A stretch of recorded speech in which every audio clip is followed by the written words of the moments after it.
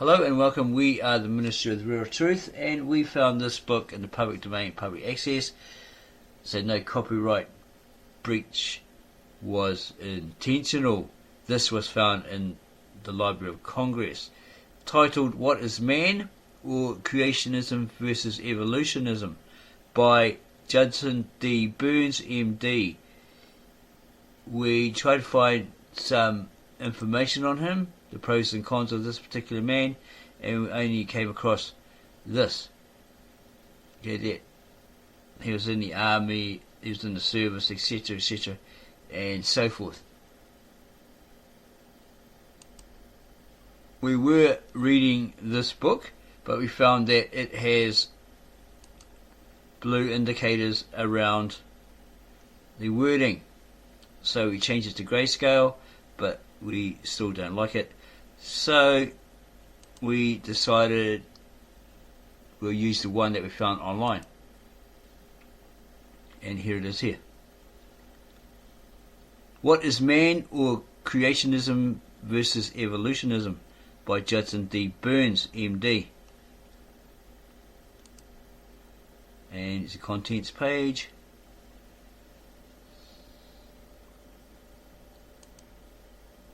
Preface. And he writes here that he fully realized that he had undertaken a task of no mean significance when he undertook to refute the doctrines advocated by such eminent men as Charles Darwin, Herbert Spencer, Professor Thomas H. Huxley, and Dr. Ernest Haeckel, all of worldwide reputation, and made so by the advocacy of the doctrine that he engaged to refute. Whether or not he succeeded in the refutation of the doctrine of evolution as enunciated by those eminent men, he leaves that to the judgment of those who may do him the honour to read his words, or this particular book. He trusted that those who read this book would overlook the fact that its author is an obscure personage, so this might be someone else writing about him, and only consider the subject matter presented, passing judgment upon it on its merits.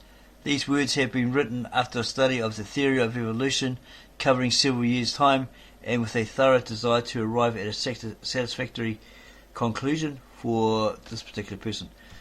They were brought about by the following incident. Some years prior, while attending a medical convention in a certain city, one evening, this particular person with 5 others Some years prior, while attending a medical convention in a certain city, one evening, this particular person with 5 others, purveyors of pills, went out to a restaurant for supper. While at table, the conversation turned to church matters and religion in general, and from this to Darwinism. One of the company said, "I am a member of and a deacon in the First Baptist Church of such a city. I go to church pretty regularly and pay my money to the church, but I don't believe a word I hear preached. I don't believe in the doctrine preached in any of the churches today. I am an evolutionist, and I think there is more inspiration to the writings of the Bible than there is in the writings of Darwin. I think the Mosaic account of the creation is nothing but fiction, not a word of truth in it." This declaration, made so broadly and bluntly, shocked this person's sensibilities not a little. It made a deep impression on his mind. He thought it over again and again, and determined to investigate for himself and find out the truth of the matter if he could. Accordingly, he procured the words of Darwin, Spencer, Huxley, and Haeckel on evolution and kindred subjects, besides the best works on biology, anthropology, ethnology, the antiquity of man, and geology. Then, with a good encyclopedia to refer to, he began the study of the subject and had canvassed it to the best of his ability, and then made known the result of such investigation. He trusted at the time the contribution may be received in the spirit in which it is given, overlooking the many imperfections of an inexperienced author. That's Judson D Burns, MD, Grundy Center, Iowa, 1908. So the information we have here on him is referring to him. Okay. From 1885 to 1891, he served as coroner for Grundy County, and in 1891 was mayor of Grundy Center.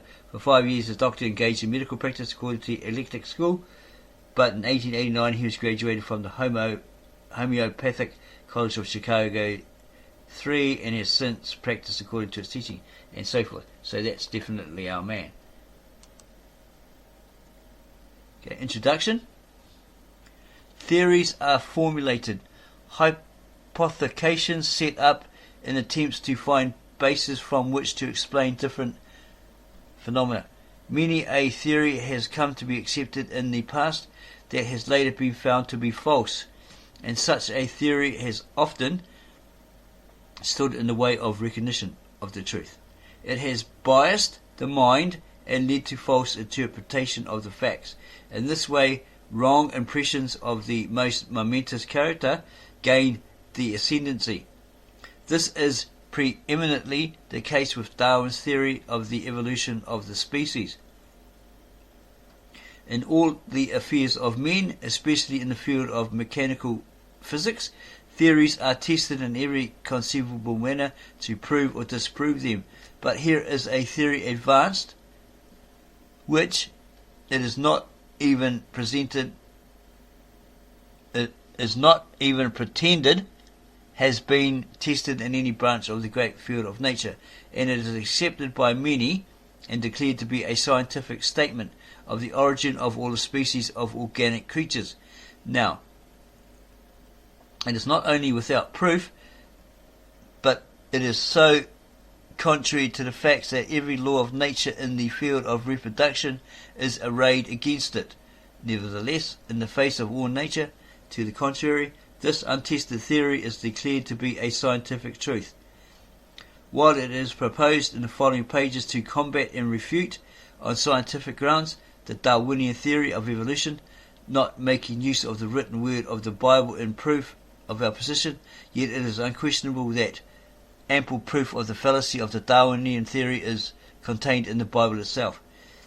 Reference is made to that authority at times because science confirms its teachings and is in accord with our findings.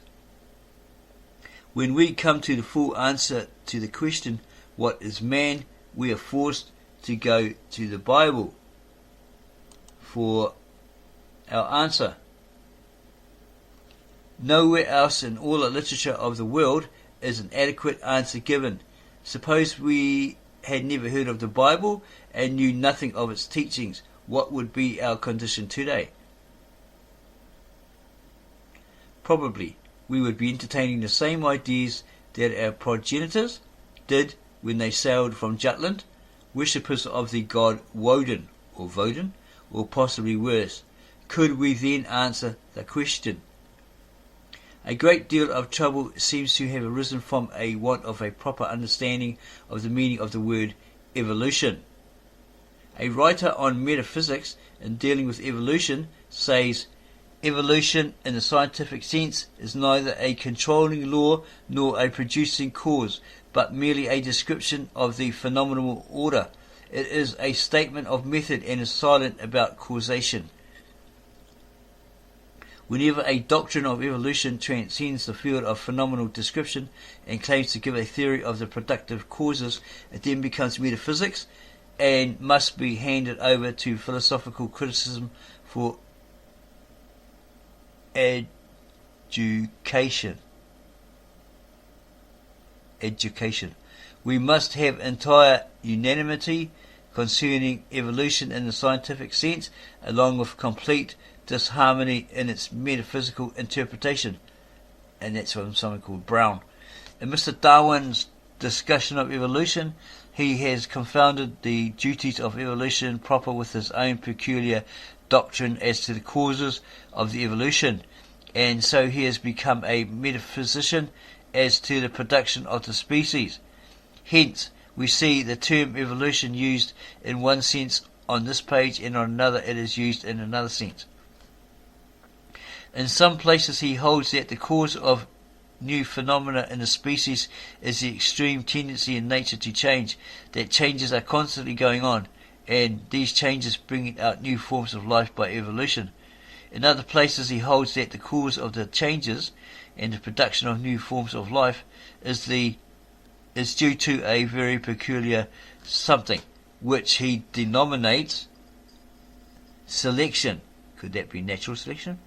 In still other places, and the most commonly, he holds that evolution is the cause of the new forms of life, instead of being a description of the phenomenal order of the development of the new forms of life.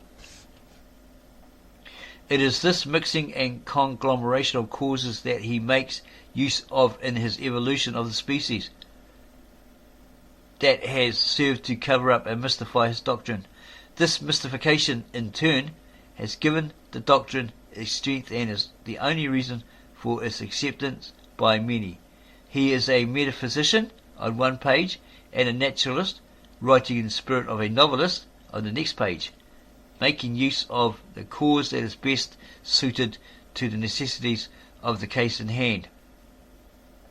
This practice, coupled with fictitious, purely imaginary interpolations, amplified with specious arguments, which are used with great adroitness, seemingly has served to mystify the whole subject, as well as to render the argument plausible to the unwary or non-critical reader.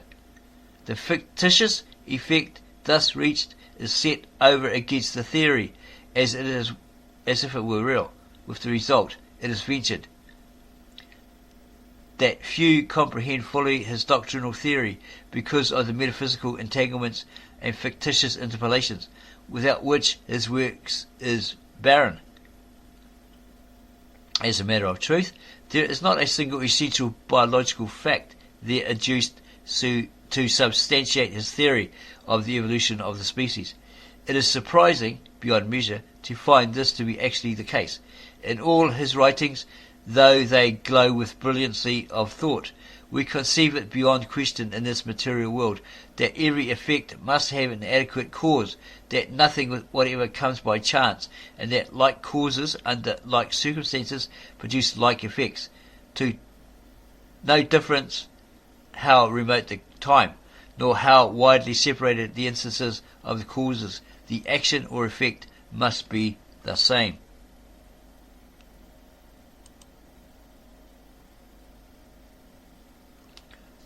What is man? Chapter 1. An epitome of the evolutionary scheme from moneron to man. What a piece of work is man, cries Hamlet. How noble in reason, how infinite in faculty, in form and moving, how express and admirable, in action how like an angel, in apprehension how like a god, the beauty of the world, the paragon of animals. From a biological point of view, man, the genus Homo, is an animal, a biped, bimanous, placental mammal, a vertebrate of the highest order and possessing qualities of mind superior to that of any other in the animal kingdom, the only form of animal life using articulate language to communicate with his fellows. His habitat is the earth, wherever animal life is found and can be sustained. But it is not simply man's classification in the animal kingdom that interests us so much at this time, but rather to inquire as to his origin, his present status, and his probable objective. While in this inquiry, possibly little new matter will be presented, endeavour will be made to look at the subject from a different standpoint from that of any other modern presentation of the subject. Historically, Job was the first man to ask the question which has been taken for the text for what is to follow on the subject, a little more than 1500 years BC. A little more than 1500 years BC. His language was, "What is man, that thou shouldest magnify him, and that thou shouldest set thine heart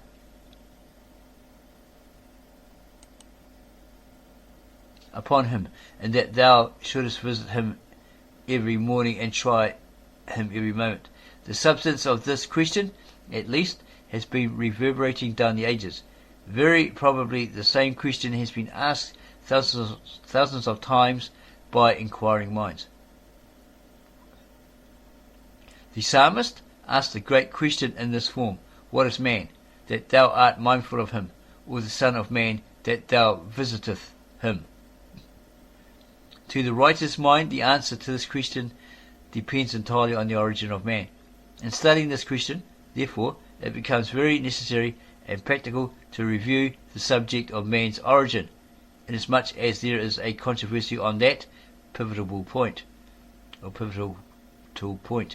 It is the intention to present in the following pages all the facts already known on the subject, so far as the writer is acquainted with them.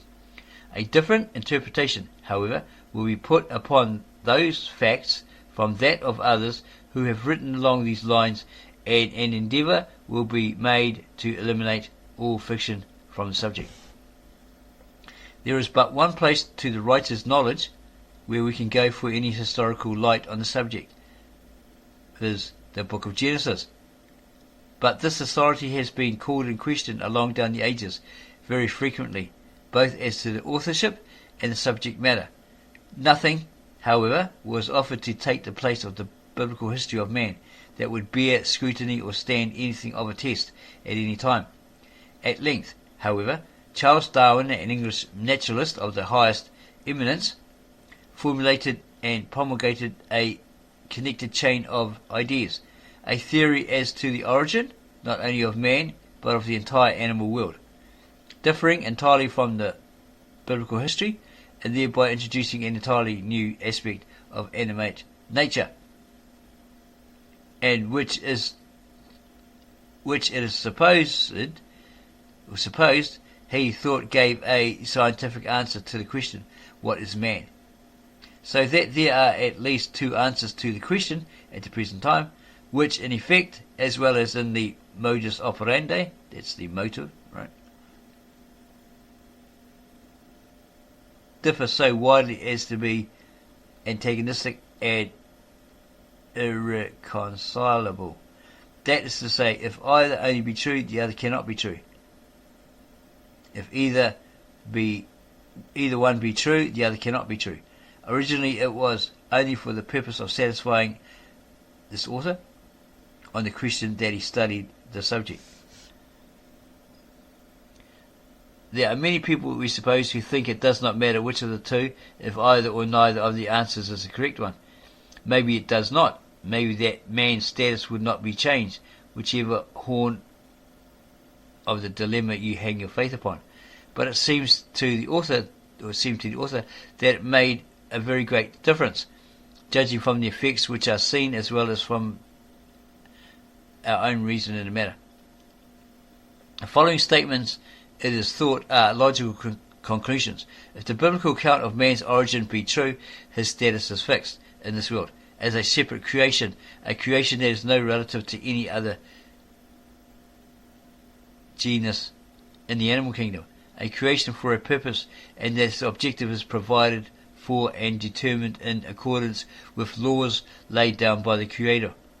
If, on the contrary, the scheme laid down by Mr. Darwin, commonly known as the evolutionary theory of the origin of man, be true, man is an aimless accident in nature, in that any break in the long evolutionary chain, which might readily have occurred, would have cut man off entirely, or any imperfections in the transitions which are made necessary by the theory would have altered the effect, by changing the sequence from what it would have been had there been no imperfections in the evolutionary transitions. Man would, therefore, have a nondescript status, without an objective, and without a destiny, save annihilation, like all his predecessors, it being that he is an offspring from animal life, a relative, one of the family of animal life, all having sprung from a common fatherhood. And why should he have a different destiny from that of the rest of the family? At the time that Job, and again when David asked the question, there was but one answer to the inquiry as to the origin of man. Darwinism had not then been evolved. If they were constrained to ponder the question in their time, how much more of an incentive have we in this age to study it? Apparently, this question is beclouded today. Perhaps it might be said that it is more of an enigma today than it ever was in the past, because of the promulgation of this unique doctrine and the acceptance of it by great numbers, with and without understanding.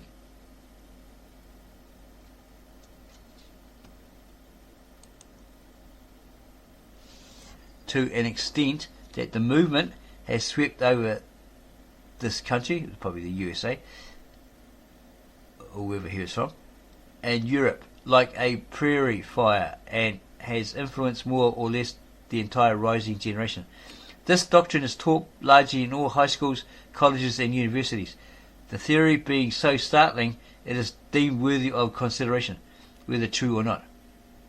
Then again, the college professor, who is not up to the times in teaching the latest in everything, is considered a back number and is liable to have his head cut off, metaphorically speaking. And so he has to teach all that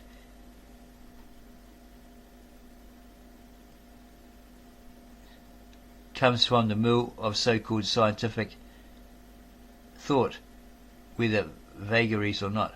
The subject of biology being in the curriculum, the student is obliged to give it his attention and accept the teaching at least tentatively. It is not common for the student studying the theory of evolution to put before himself clearly and frankly the question whether or not this theory is a scientific explanation of the existing order of things. 2. The student, as he looks at nature, the infinite number of details is sufficient to claim his entire attention. These details occupy his mind so constantly that he really looks above or beyond them. The superficial sufficiency of the evolution doctrine seems to meet and explain the details to him. As he thus studies nature, naturally enough the doctrine assumes greater and greater prominence until it becomes a mistaken verity. It is a fascinating study, and in his eagerness to grasp the tangible within his reach, the student forgets the fundamental principles and problems, so that his study of the subject is only superficial. As a result, many have accepted the doctrine as the whole truth, some for one reason, some for other reasons, among which are, first, misunderstanding or lack of understanding; second, because if this doctrine be true, man is relieved of all responsibility; third, because it offers a good excuse for religious skepticism and holds up before him the ever-present life as being all in all; fourth, because it is something new, a fad of the crimp. It is very easy and catchy as well to say that the simpler forms always precede the more complex forms without stopping to ask, do the simpler forms always, or even ever, give rise to the more complex, and if so, how? But is it logical?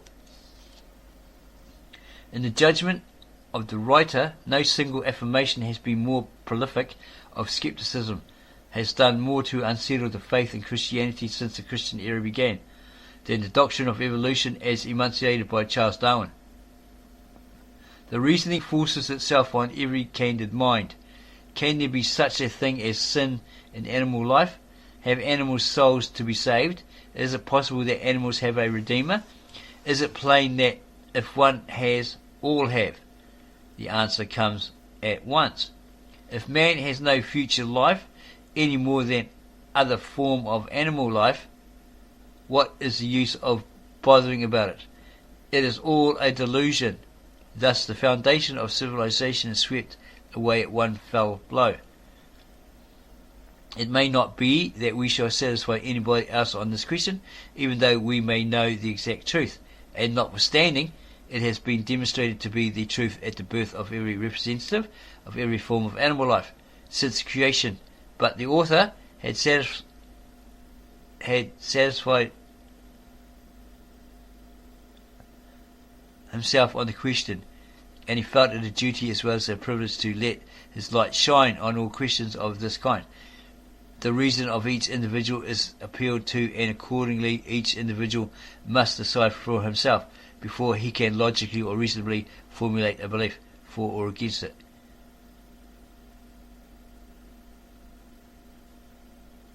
It has been demonstrated to be the truth at the birth of every representative of every form of animal life since the creation, but the author has satisfied himself on the question, and he felt it a duty as well as a privilege to let his light shine on all questions of this kind.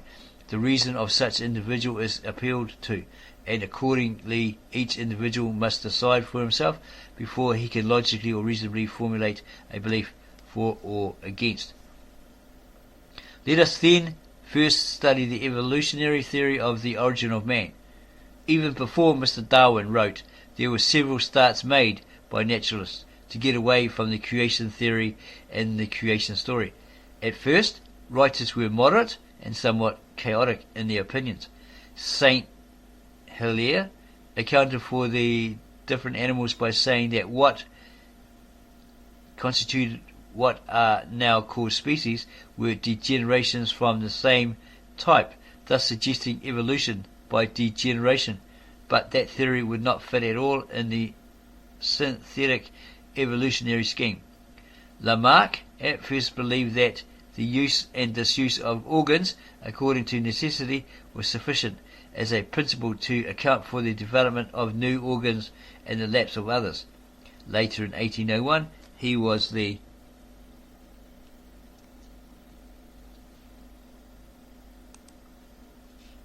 first to dispute the separate creations as well as the immutability of the species. Time is one of the necessary elements in the scheme of evolution, and therefore there being no possible subjection, the advocates of the theory appropriated all they wanted, varying in their estimates greatly, until the latest school decides on around 100 million years as the time necessary in which to build the animal world by evolution.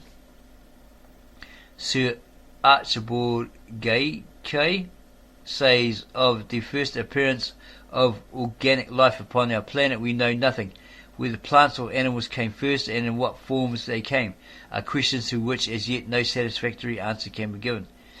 But it is in the highest degree improbable that any trace of the earliest beginnings of life will ever be found.